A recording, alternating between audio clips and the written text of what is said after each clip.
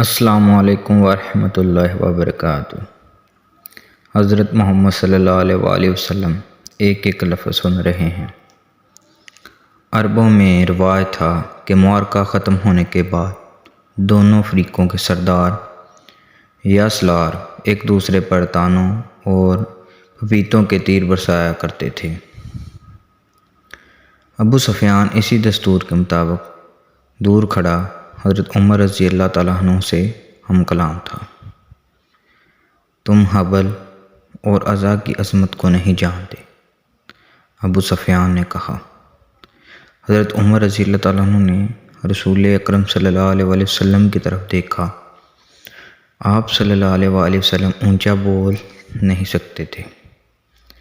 آپ صلی اللہ علیہ وآلہ وسلم نے حضرت عمر کو بتایا کہ وہ ابو سفیان کو کیا جواب دیں۔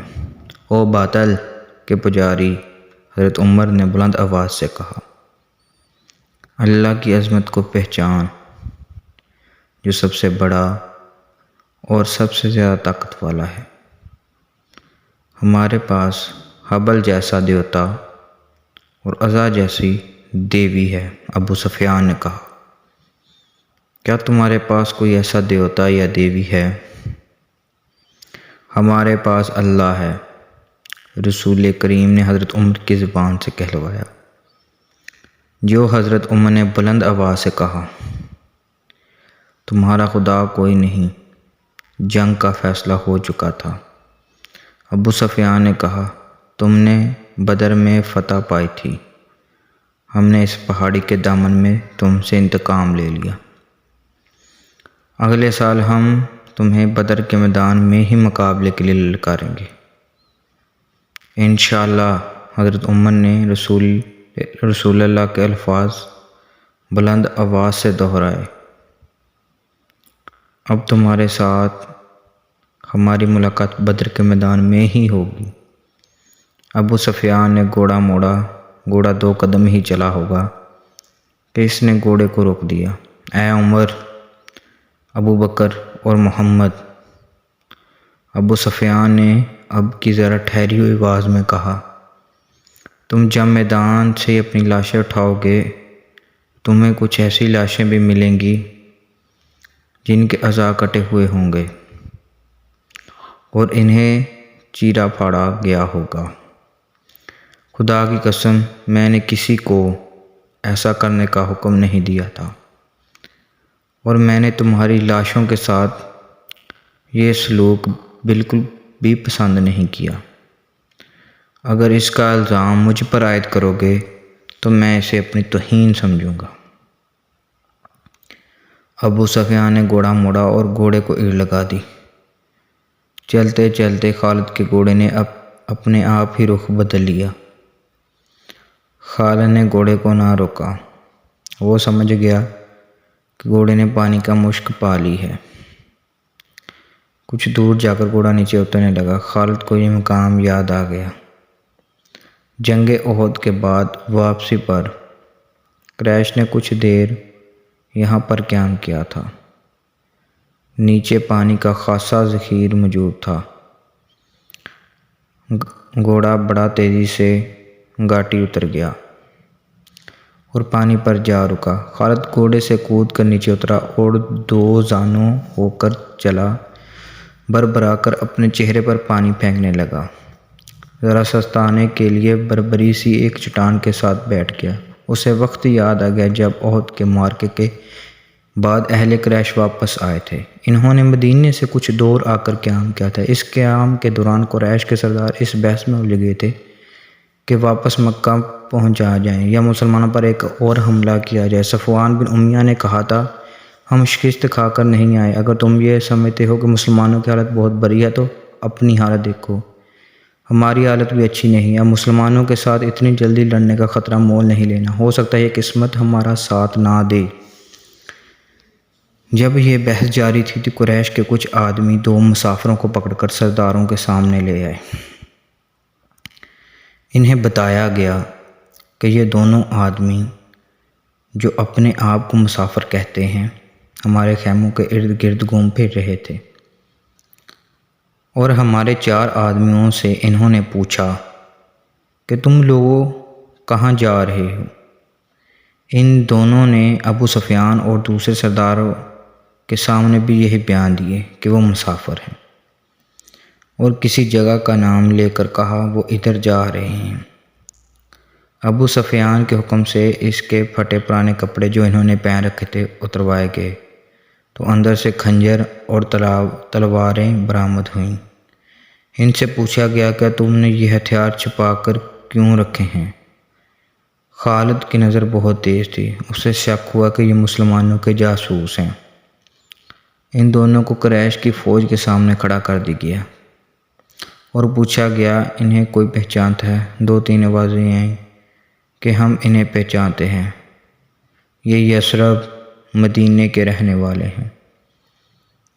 اس ایک کو میں اچھی طرح جانتا ہوں، قریش کے آدمی نے اٹھ کر کہا، اسے میں نے اپنے خلاف لڑتے ہوئے دیکھا تھا۔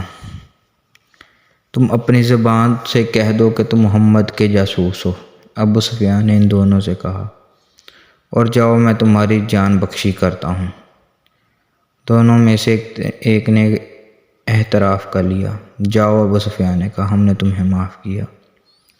دونوں جو واقعی مسلمان کے بھیجے ہوئے جاسوس تھے اور قریش کے عزائم معلوم کرنے آئے تھے، ہنسی خوشی اپنے اونٹوں کی طرف چل پڑے۔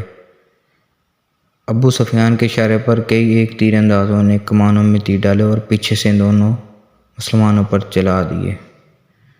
دونوں کئی تیر اپنے جسم میں لے کر گر پڑے، اٹھ نہ سکے۔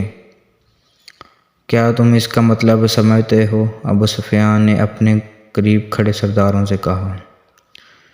جاسوس بھیجنے کا مطلب یہ ہے کہ مسلمان ہارے نہیں، وہ ابھی یا کچھ ہی عرصے بعد ہم پر حملہ کرنے کا ارادہ رکھتے ہیں۔ فوراً مکہ کو کوچ کرو اور اگلی جنگ کی تیاری کرو۔ اگلے روز رسول اکرم صلی اللہ علیہ وسلم کو کسی نے آ کر بتایا کہ اہل قریش نے جہاں پڑاؤ کیا تھا وہاں اپنے دونوں جاسوسوں کی لاشیں پڑی ہوئی ہیں، اور اہل قریش مکہ کو روانہ ہو گئے ہیں۔ خالد نے یہ پہلی جنگ لڑی، لیکن وہ سمجھتا تھا کہ وہ مسلمانوں کو شکست نہیں دے سکا ہے۔ آج 4 برس بعد وہ اس سوچ میں غرق تھا کہ مسلمانوں کی یہ طاقت عام انسانوں کی طاقت نہیں تھی۔ کوئی راز ہے جسے وہ ابھی تک نہیں پا سکتا۔ اہل قریش کو کچھ خامیاں یاد آنے لگیں، کچھ باتیں اور کچھ اعمال اسے اچھے نہیں لگ رہے تھے۔ اسے یہودیوں کی 2 بڑی خوبصورت عورتیں بھی یاد آئیں جو اہل قریش کے سواروں میں گل مل گئی تھیں۔ وہ جانتا تھا کہ یہودی اپنی نسوانی حسن کے جادو سے اہل قریش پر چھا جانے کی اور انہیں مسلمانوں کے خلاف استعمال کرنے کی کوشش کر رہے ہیں۔ یہ طریقہ اسے پسند نہ تھا، لیکن ان میں سے ایک عورت ایک روز خالد سے ملی تو خالد نے محسوس کیا کہ یہ عورت جو کچھ کہہ رہی ہے اس میں عقل و دانش ہے۔ اس عورت کے حسن و جوانی کا اپنا ایک اثر تھا، لیکن طلسم جو اس کی زبان میں تھا اس کا اثر خالد نے بھی محسوس کیا تھا۔ کچھ دیر تک یہ عورت خالد کے خیالوں پر چھائی رہی۔ اس کا گھوڑا ہنبھلاتا اور جیسے خواب سے بیدار ہو گیا۔ وہ تیزی سے اٹھا، گھوڑے پر سوار ہوا اور پھر مدینے کے راستے پر ہو لیا۔ ولید کا بیٹا خالد شہزادہ تھا، عیش و عشرت کا بھی دلدادہ تھا، لیکن فن حرب ضرب کا جنون ایسا تھا کہ عیش و عشرت کا اس جنون پر حاوی نہیں ہونے دیتا تھا۔ مدینہ کی طرف جاتے ہوئے اسے وہ حسین و جمیل یہودن یاد آئی جس کا نام یحاوہ تھا۔ اس نے اس یہودی کو ذہن سے نکال دیا، لیکن یحاوہ رنگ پرنگی تتلی بن کر اس کے ذہن میں اڑتی رہی۔ خالد اسے ذہن سے نکال نہ سکا۔ خالد کے ذہن میں اڑتی ہوئی اس تتلی کے رنگ پھیکے پڑنے لگے، پھر تمام رنگ مل کر سرخ ہو گئے، خون جیسے سرخ۔ یہ ایک بیانہ یاد تھی۔ خالد نے اسے ذہن سے اگل دینے کی بہت کوشش کی، لیکن تتلی جو زہریلی بن گئی تھی اس کے ذہن سے نہ نکل۔ یہ معرکہ احد کے 3-4 ماہ بعد کا ایک واقعہ تھا۔ یہ ایک سازش تھی جس میں وہ شریک نہ تھا، لیکن وہ قبیلہ قریش کا ایک بڑا ہی اہم فرد تھا۔ مسلمانوں کے خلاف کسی سازش میں شریک نہ ہونے کے باوجود وہ دعویٰ نہیں کر سکتا تھا کہ وہ اس میں شریک نہ تھا۔ معرکہ احد میں زخمی ہونے والے بعض اہل قریش کے زخم ابھی ٹھیک نہیں ہوئے تھے کہ ایک روز خالد کو خبر ملی کہ مدینہ سے 6 مسلمان تبلیغ اسلام کے لیے رجیع کی طرف جا رہے تھے۔ کیفان سے تھوڑی دور ایک غیر مسلم قبیلے نے انہیں روک لیا اور ان میں سے 2 کو مکہ لایا گیا اور انہیں نیلام کیا جا رہا ہے۔ خالد دوڑتا ہوا وہاں گیا۔ وہ 2 مسلمان خبیب رضی اللہ عنہ بن عدی اور زید رضی اللہ عنہ بن دسنہ تھے۔ خالد دونوں کو جانتا پہچانتا تھا۔ وہ اسی کے قبیلے کے افراد ہوا کرتے تھے۔ انہوں نے اسلام قبول کر لیا تھا۔ ان میں جب رسول صلی اللہ علیہ وسلم کا یہ عالم تھا کہ رسول خدا پر جانیں قربان کرنے کو تیار تھے۔ رسول خدا صلی اللہ علیہ وآلہ وسلم انہیں بہت عزیز رکھتے تھے۔ خالد نے دیکھا کہ انہیں ایک چبوترے پر کھڑا کر دیا گیا تھا اور ارد گرد اہل قریش کا ہجوم تھا۔ ایک غیر مسلم قبیلے کا 4 افراد ان کے پاس کھڑے تھے، دونوں کے ہاتھ رسیوں سے بندھے ہوئے تھے۔ یہ دونوں مسلمان ہیں، ایک آدمی چبوترے پر کھڑا اعلان کر رہا تھا۔ یہ دونوں احد میں تمہارے خلاف لڑے تھے۔ ان کے ہاتھوں تمہارے عزیز اور خون کے رشتہ دار مارے گئے تھے۔ ہے کوئی جو انتقام کی آگ بجھانا چاہتا ہے؟ انہیں خریدو، انہیں اپنے ہاتھوں قتل کرو اور خون کے بدلے خون بہاؤ۔ یہ آدمی سب سے اونچی بولی دینے والے کو ملیں گے۔ بولو 2 گھوڑے، ایک آواز آئی۔ بولو، بڑھ کر بولو، 2 گھوڑے، 1 اونٹ۔ ایک اور آواز آئی، گھوڑوں اونٹوں کو چھوڑو، سونے میں بولی دو، سونا لاؤ، دشمن کے خون سے انتقام کی پیاس بجھاؤ۔ وہ لوگ جن کے قریبی رشتہ دار احد کی لڑائی میں مارے گئے تھے بڑھ چڑھ کر بولی دے رہے تھے۔ خبیب رضی اللہ تعالیٰ عنہ اور زید چپ چاپ کھڑے تھے۔ ان کے چہروں پر خوف نہ تھا، گھبراہٹ نہیں تھی، ہلکی سی بے چینی بھی نہیں تھی۔ خالد ہجوم کو چیرتا ہوا آگے چلا گیا اور قریش کے سردار کے جنگجو بیٹے خبیب نے خالد کو دیکھ کر بڑی بلند آواز سے کہا، تیرا قبیلہ ہم دونوں کا خون بہا کر اس مقدس آواز کو خاموش نہیں کر سکتا جو غار حرا سے اٹھی ہے۔ لا اپنے قبیلے کا کوئی نامور لڑکا اور میرے ہاتھ کھلوا دے، پھر دیکھ کون کس کے خون سے پیاس بجھاتا ہے۔ میدان جنگ میں پیٹ دکھانے والوں، زید نے گرجدار آواز میں کہا، تم نے شکست کا انتقام ہمارے بھائیوں کے لاشوں سے لیا۔ تمہاری عورتوں نے احد کے میدان میں ہماری لاشوں کے کان اور ناک کاٹ کر ان کے ہار اپنے گلوں میں لٹکائے۔ آج 4 برس بعد مدینہ کی طرف جاتے ہوئے خالد کو خبیب اور زید کی للکار اور طعنے صاف سنائی دے رہے تھے۔ وہ زید کے طعنوں کو برداشت نہیں کر سکا تھا۔ آج 4 برس بعد اسے یہ طعنہ یاد آیا تو بھی اسے اس کے جسم میں جھلجھلی لی۔ اسے احد کے میدان کا وہ منظر یاد آیا جب ابو سفیان کی بیوی ہندہ نے حمزہ کی لاش کا کلیجہ نکال کر اپنے منہ میں ڈال لیا اور چبا کر اگل دیا تھا۔ اس عورت نے اپنے ساتھ کی عورتوں سے کہا تھا کہ وہ مسلمان کی لاشوں کے کان اور ناکیں کاٹ لیں۔ ان عورتوں نے اس کے آگے کانوں اور ناکوں کا ڈیر لگا دیا تھا۔ ہند نے ان کانوں اور ناکوں کا ہار بنایا اور اپنے گلے میں ڈال لیا تھا اور وہ پاگلوں کی طرح میدان میں ایک گیت گاتی اور ناچتی پھرتی تھی۔ اس منظر کو اس کے خاوند ابو سفیان نے پسند نہیں کیا تھا۔ خالہ نے تو نفرت سے منہ پھیر لیا تھا۔ 3-4 ماہ بعد دو مسلمان جن کے ہاتھ رسیوں سے بندھے ہوئے تھے اسے طعنے دے رہے تھے۔ وہ اونچے طریقے سے انتقام لینے والا آدمی نہیں تھا۔ وہ یہاں سے کھسک آیا اور اہل قریش کے ہجوم میں گم ہو گیا۔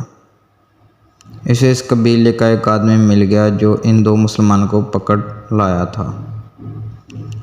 کسی بھی تاریخ میں اس قبیلے کا نام نہیں ہے۔ مورخوں نے بھی حشام کے حوالے سے ایک جنگجو قبیلہ لکھا ہے جو قریش کا اتحادی تھا۔ خالد نے اس جنگجو قبیلے کے اس آدمی سے پوچھا کہ ان دو مسلمانوں کو کس طرح پکڑا گیا۔ خدا کی قسم، اس آدمی نے کہا، کہو تو ہم ان مسلمانوں کے رسول کو پکڑ لائیں اور نیلامی کے چبوترے پر کھڑا کر دیں۔ تم جو کام نہیں کر سکتے اس کی قسم نہ کھاؤ۔ خالد نے کہا، مجھے بتاؤ کہ ان دو کو کہاں سے پکڑا گیا ہے۔ یہ 6 تھے، اس شخص نے جواب دیا۔ ہم نے احد میں مارے جانے والوں کا انتقام لیا ہے، آئندہ بھی ایسے ہی انتقام لیتے رہیں گے۔ ہمارے قبیلے کے کچھ آدمی مدینہ محمد صلی اللہ علیہ وسلم کے پاس گئے اور کہا کہ وہ اسلام قبول کرنے آئے ہیں۔ انہوں نے یہ بھی کہا کہ ان کا پورا قبیلہ اسلام قبول کرنے کا ارادہ کر چکا ہے، لیکن پورا قبیلہ مدینے میں نہیں آ سکتا۔ ہمارے ان آدمیوں نے محمد صلی اللہ علیہ وسلم سے کہا کہ ان کے ساتھ چند ایک مسلمانوں کو ان کے قبیلے میں بھیجا جائے جو پورے قبیلے کو مسلمان کریں اور پھر قبیلے کو مذہبی تعلیم دینے کے لیے کچھ عرصہ وہیں رہیں۔ ہمارے یہ آدمی جب واپس آئے تو ان کے ساتھ یہ 6 تھے۔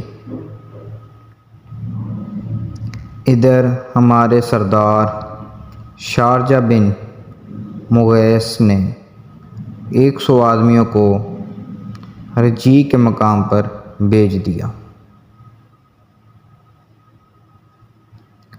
جب یہ 6 مسلمان رجی پہنچے تو ہمارے 100 آدمیوں نے انہیں گھیر لیا۔ تم سن کر حیران ہو گئے۔ یہ 6 مسلمان تلواریں نکال کر بقایا اگلی قسط میں۔ شکریہ۔